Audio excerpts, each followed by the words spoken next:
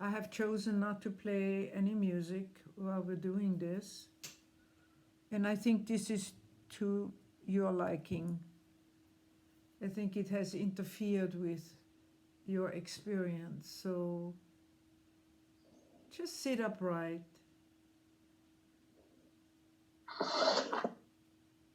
If you have a sound, I'll make an invitation for you to mute yourself so that it is quiet for the others.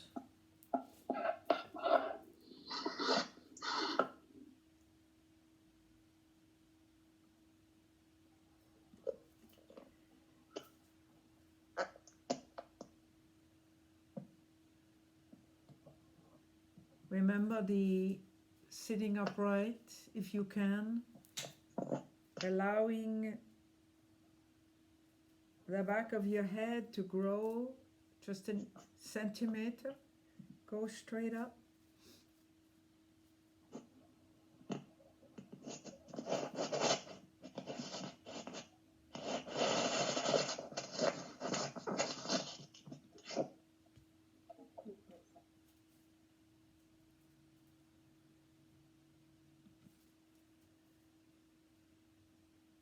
And coming to our breath,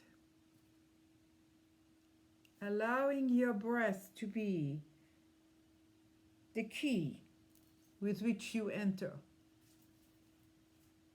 your inner world. It is your exhalation with which you move from the body self across to your larger self.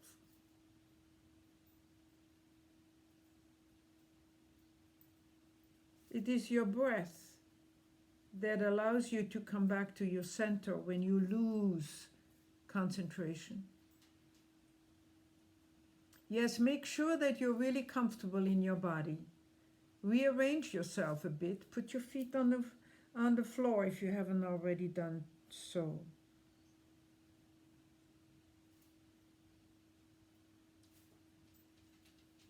And the first miracle this morning is that we have the invitation from Spirit to surrender anything that we bring with us. Emotions, worries, unresolved issues, things that you feel like are yours to do today. But just take them. Take them and place them on the altar of Spirit. Where two or more are gathered in my name, there I will be also. That consciousness, that collective that is larger than the sum of us here. Really make that gesture of surrender of whatever you bring into this moment and lay it there. Just for this time of meditation. Just for this time of meditation. That is part of your surrender of any form of willful attachment. Any form of thinking that you are in control or should be in control. But just lay it there and feel yourself lightening up. Feel yourself moving to a place of innocence.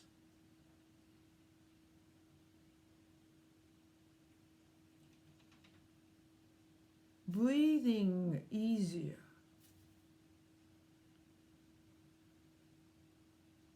Taking things off your shoulders.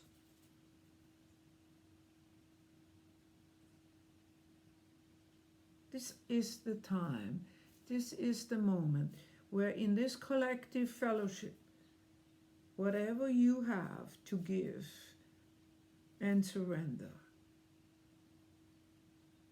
is welcomed. And the more you have to give, the more of things that have burdened you this morning, or that have worried you this morning, or that have irritated you this morning. gesture of surrender, of laying it on the altar,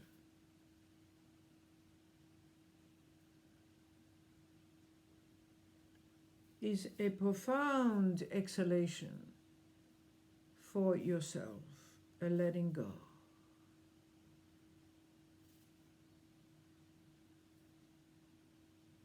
And so we have shaken off the dust of our feet.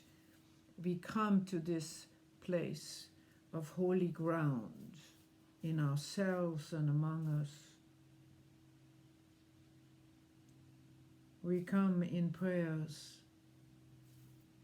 We come in adoration of that which is divine in us and among us.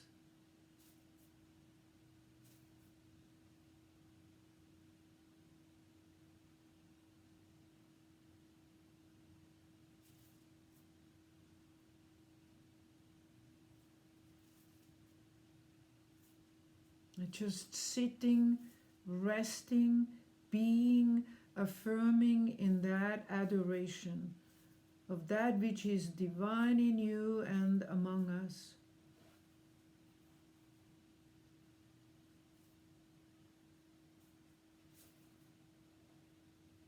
I am a spiritual being in alignment with divine will, divine order. I'm a spiritual being right now, no matter what storms rage around me. Right now, in this fellowship, I am steady. I am in alignment with divine will and divine order. And it is that source of divine will and divine order flowing into my life now, into me, restoring health and wholeness in me, restoring harmony in my relationships, restoring a profound sense of peace.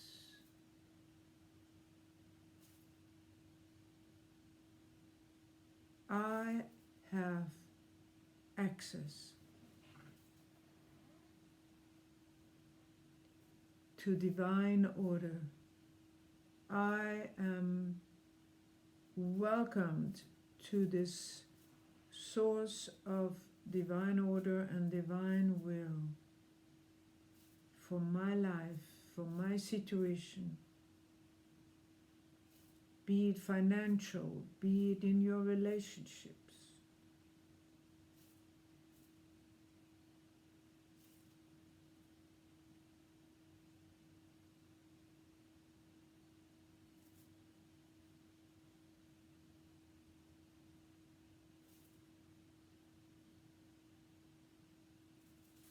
And so we want to extend the miracles and the blessings of this moment to loved ones, to people who have asked for prayers.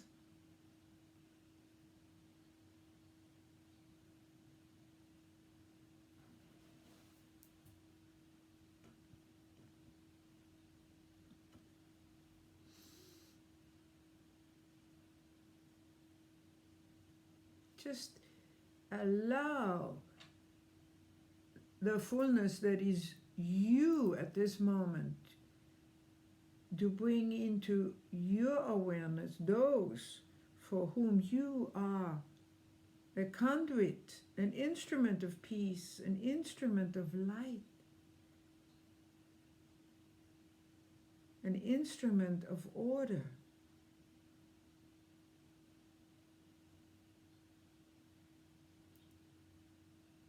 You are a conduit, you are an instrument, you are a channel at this moment of exquisite spiritual light.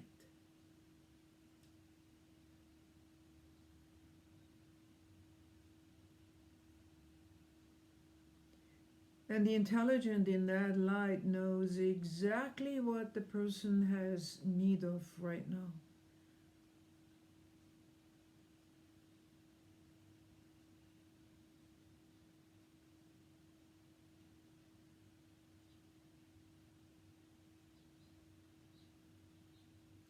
So before we return out of meditation,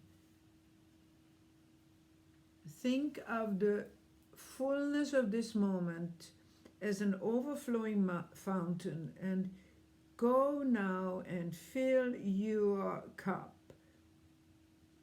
with whatever you have need of to go into this day, to go into this week.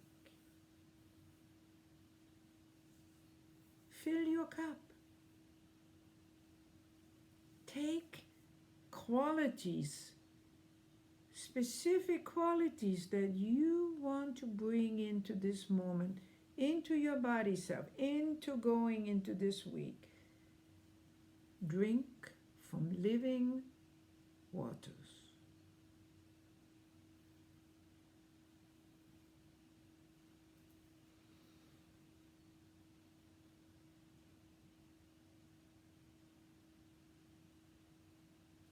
And then I'd like to ask you for a moment to visualize Unity Center of Montreal. We as a collective, to see the center as the beacon of light, as a radiating center of light, even though it is physically closed at the moment. In our mind, with our imagination, we visualize and affirm that center radiating light, pulsating light, revitalized, restored.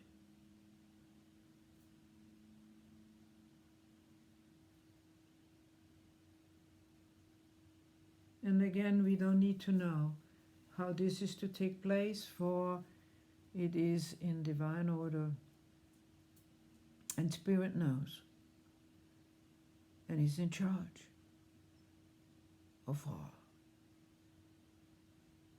And so we are grateful, and we bring ourselves back gently.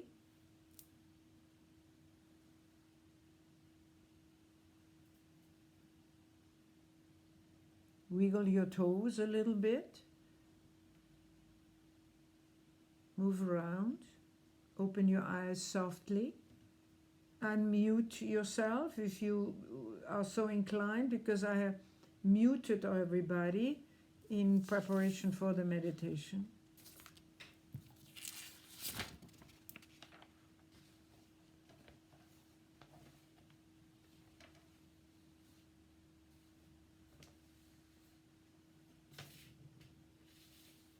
Or can you not unmute yourself?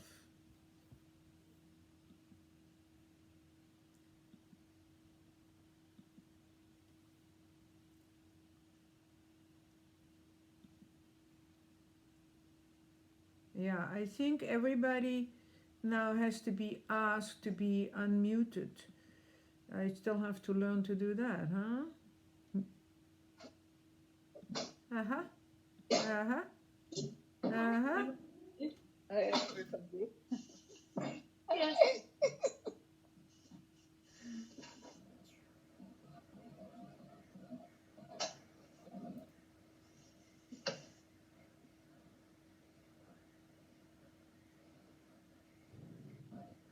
Yes, we got a blessing from Sandra. She was trying to connect with us.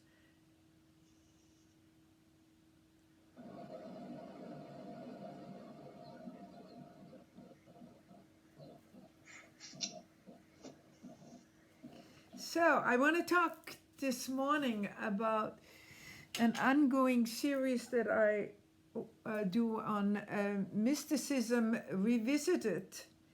And I want to speak this morning about double vision. I share with you an experience I had the other day. Maya, we don't see you.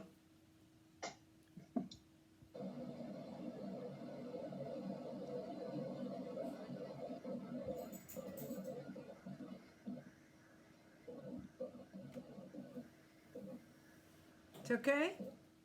Yeah, you're back. Okay. I was shopping, doing groceries. That's my dog.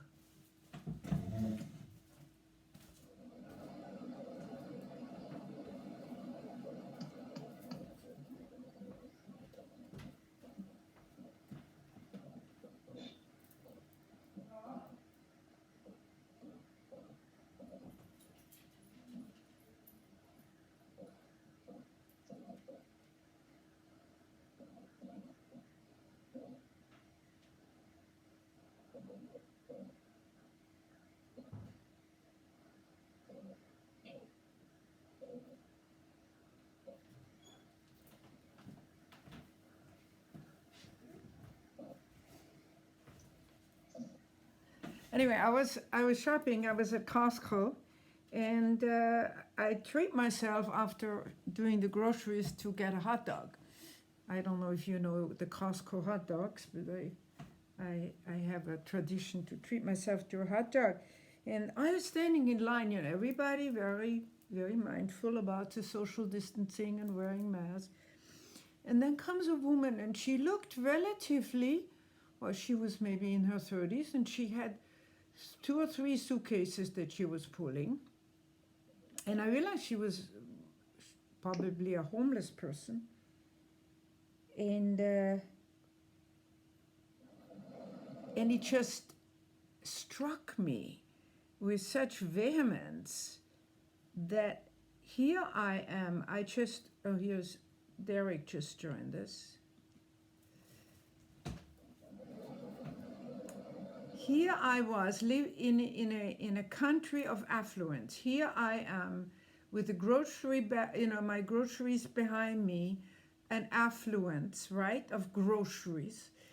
And she's most likely homeless.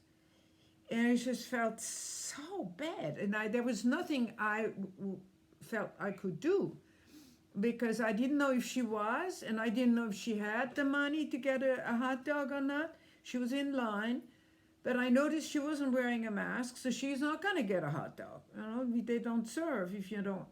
There was just something about that powerful moment of something is so wrong, I said to my husband, that when we are living in affluence, all very relative, I agree. It's all very relative. I'm not talking about millionaires and all that. No. But we have, and there is this, obviously, a woman who's carrying all of her belongings in 2 suitcases and schlepping them. And it just struck me, and it was wrong, and it was, you know, I got really passionate, and I think my husband wanted to get away from me because I was on fire, and I blamed the politicians and a city as affluent as Los Angeles and all that. Anyway, so I want to tune in this morning with you about what I call double vision and the difficulty of being human beings, being spiritual beings, being you and I, and living with double vision. I know all of us see what's going on in the world. I'm sure you see it on television. Collectively. I'm talking about collectively now, what's going on the planet economically.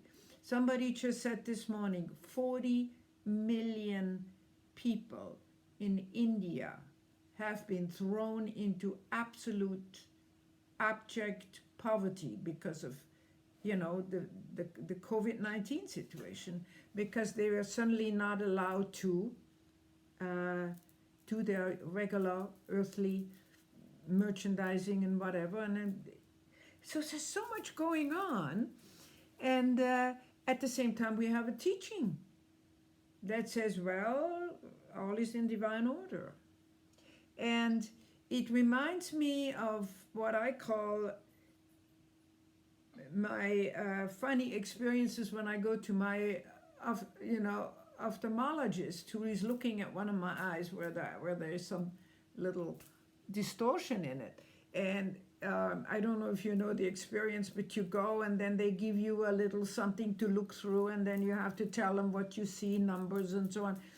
And this one eye is doing double vision. I can see not in the center, but I can see in the circumference. So here I am looking for the numbers up front, and I'm making this roundabout thing, double vision. And how do we live with double vision right now?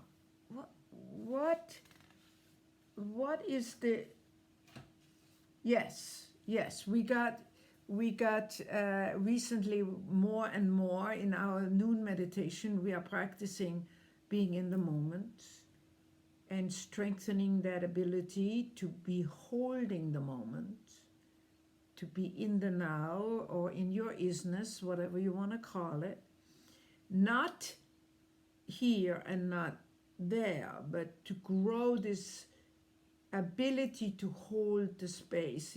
I call it growing extrasensory abilities, but the five senses, but we're growing an extrasensory ability, not so much to spend hours in meditation, but to hold the space, to come back to it, to be that needle that comes back to the center.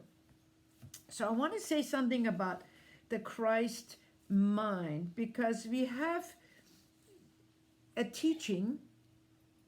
We think of Jesus as a master teacher, and he said, I will not leave you alone. I will leave you with the Comforter. Okay. And we are... So I want to talk about that a little bit, because that is maybe something that we in Unity don't even see enough about. You can call it what you want, the angelic presence, the spirit presence around us. I call it stepping into a conversation with your higher self. So I want to say something about what we call in Unity the Christ mind. Because it's the word Christ, we associate it with Jesus. But in Unity, we believe the Christ mind is as much in Buddha and Krishna and Moses and Mohammed and Lao Tse as it is in Jesus.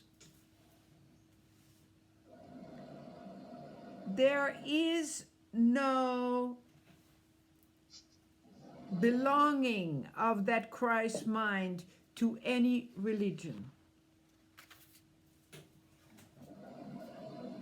And each of us has a tiny spark of that Christ mind in our unconscious.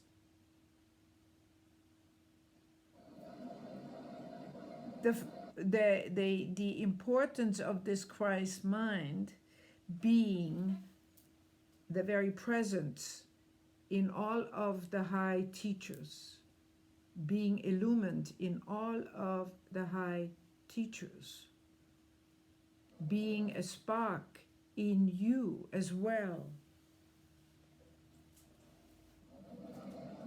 So, what does that mean to our Jewish friends? What does it mean to our Christian people and Christian traditions? The Jews in my life, I tell them they have to understand and accept that there was a transmission, that there was a teaching coming through this rabbi called Jesus of Nazareth. Christians need to understand how this very teaching of love and forgiveness, this very teaching of this rabbi, Jesus of Nazareth, Christians have seen it being inverted into a teaching of fear and guilt.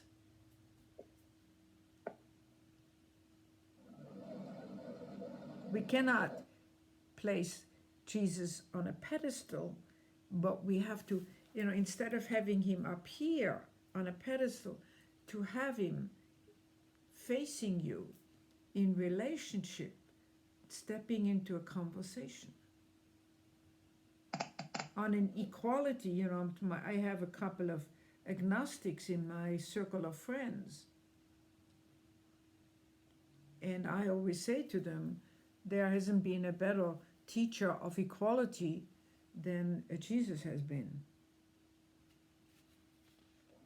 So we are not, even in unity, we're not in the business of converting. We're not in the business of converting. If we can move to that basic premise that the Christ man, I wish there would be another word for it, because I know that Christ is connecting us always again in our thinking to the Judeo-Christian thinking. But that universal mind, that universal God mind is present in all and has come through these various teachings.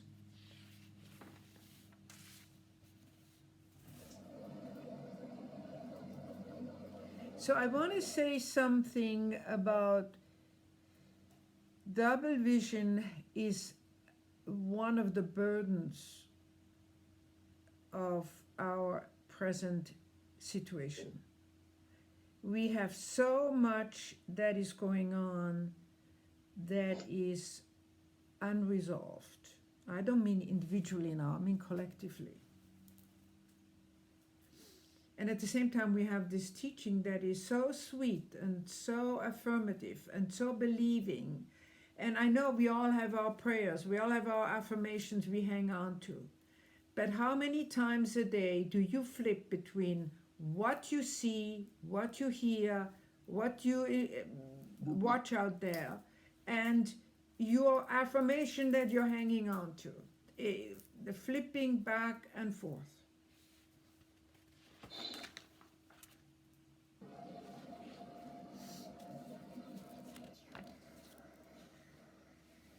So Jesus said, in these situations, I will not leave you. He was saying it to his followers who were grieving when he told them that he would leave them.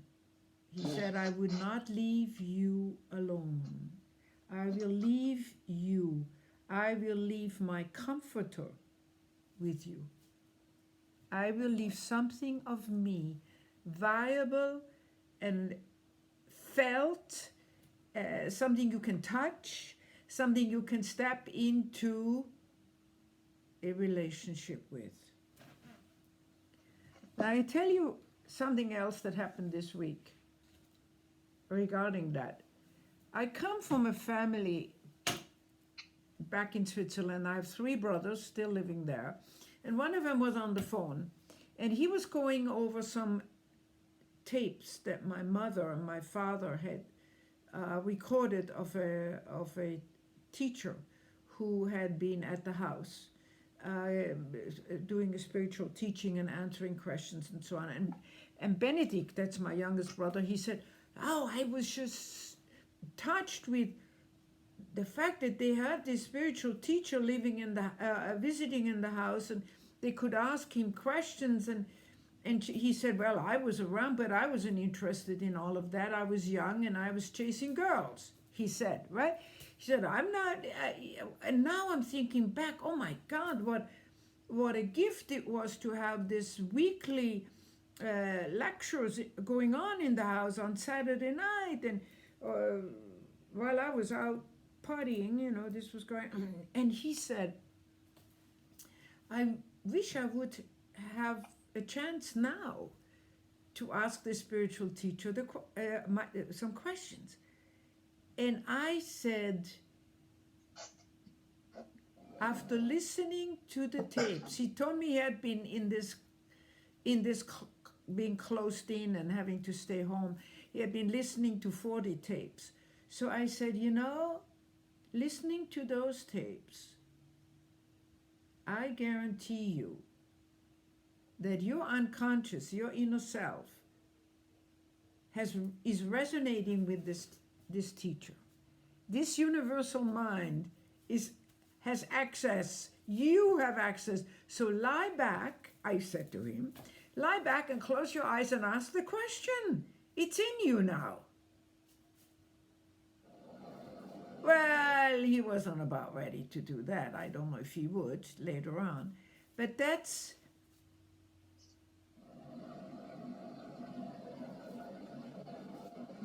in a way a human glimpse of what Jesus means or said, I will leave a comforter with you. I would like you this week to revisit what is your relationship to the comforter that Jesus left behind. Do you have a relationship to your angel? Or to your spiritual, I know we have this relationship to our higher self. Do you believe there are angels in your environment that are aligned with you, that are available to you? What does your spiritual self really look like to you? Is it what? I will not leave you alone. I will leave the comforter with you.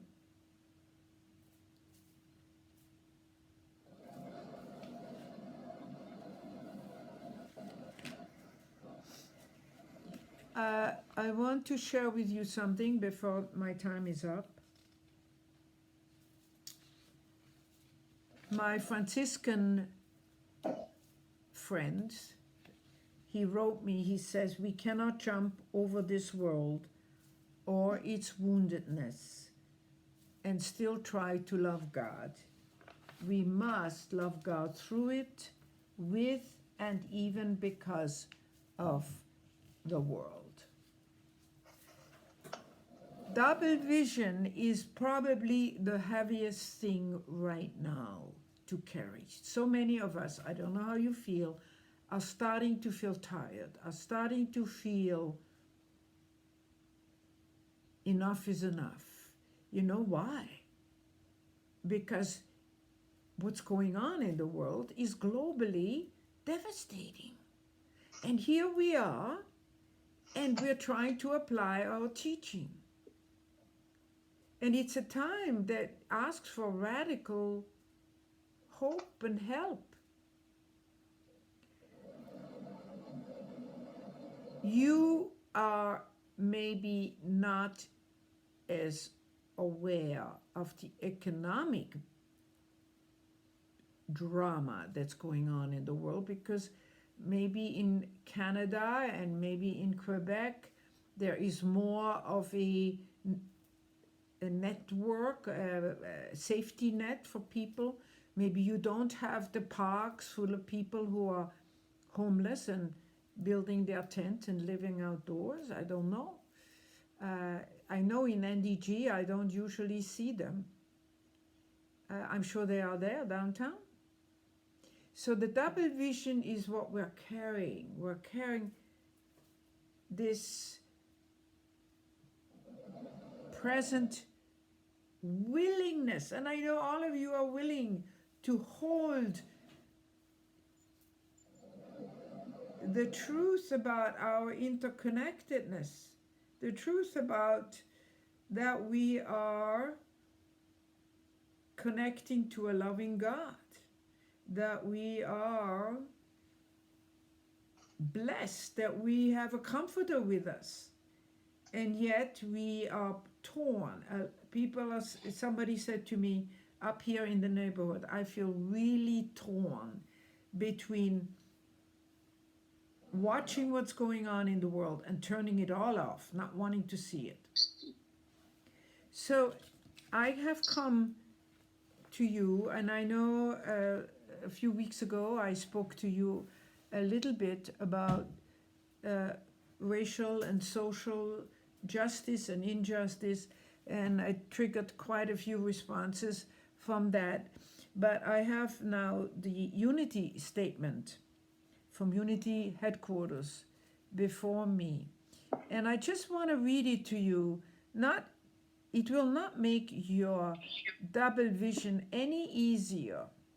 You know what will make the double vision easier is for you to daily tune in on your noon meditation. Let the group carry you. Let the collective carry you. Call in silent unity like we do, Gloria and I and Wilma, we call silent unity when we get together in the chaplaincy. We need to be aware that we need larger energy fields, vibrational fields, than just ourselves. We need to link. So all of that helps. But these are times where the burden is not on the individual alone, it's on the collective. But it's hard on the individual. I really believe that the individual person who has one foot in spirit and the other foot in the world is experiencing double vision a lot. And it's tiring, and it is leading to, like I said earlier, it's leading to avoidance, not wanting to deal with it, just, putting yourself into a bubble. But here is Unity Village is taking a position, and I thought, how courageous of them to put it into print for Unity churches to use if necessary. Not just in the United States, it's meant for Unity International. And I will read it to you, and I ask you to, I know some of us really believe that Unity is not involved in any way regarding social action and social issues in the world, but I'm going to read this to you. I was very touched by it. Webster defines the word unity as the state of forming a complete and pleasing whole. Let me say that again. Webster defines the word unity as the state of forming a complete and pleasing whole. At this time in the evolution of the planet and the lives of human beings upon it, the task of forming a complete and pleasing whole is the imperative for positive evolution and harmonious existence for all.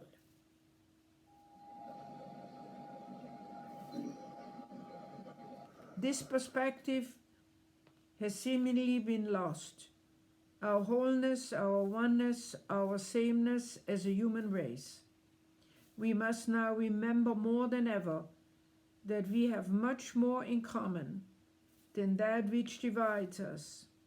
The unity movement stands for and will tirelessly work for harmony, so all people may know the freedom of peaceful expression, so they may know their own inner worth and essential contribution to the whole of life. Where there are divisions of opinions, beliefs, and perspectives, unity embraces curiosity, exploration, and expanded awareness of the gifts of diversity. Where there is fear of the other, in parentheses, unity stands for inclusivity and peaceful acceptance of another's right to create the life of his or her choosing. Where there is oppression and hatred, we stand for justice and understanding, and for extending compassion, kindness, and forgiveness to restore balance. Where there is discrimination, we stand for inclusivity and equality.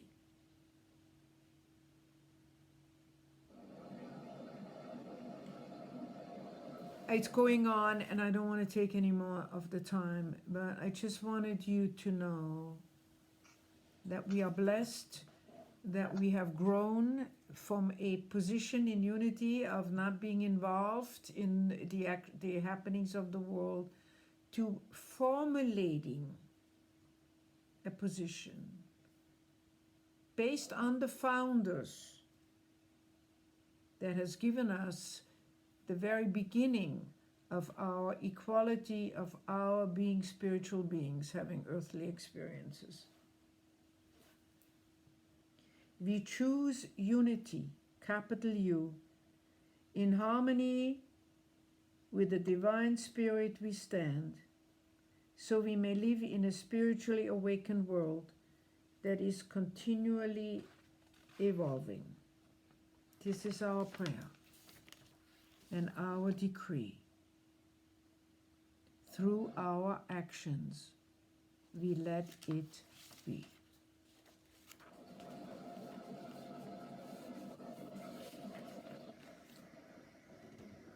Amen. Amen. Thank you, Yasna. I want to say a couple of things about the coming week. We continue our noon prayer, 15-20 minutes of anchoring ourselves in the unity noon prayer.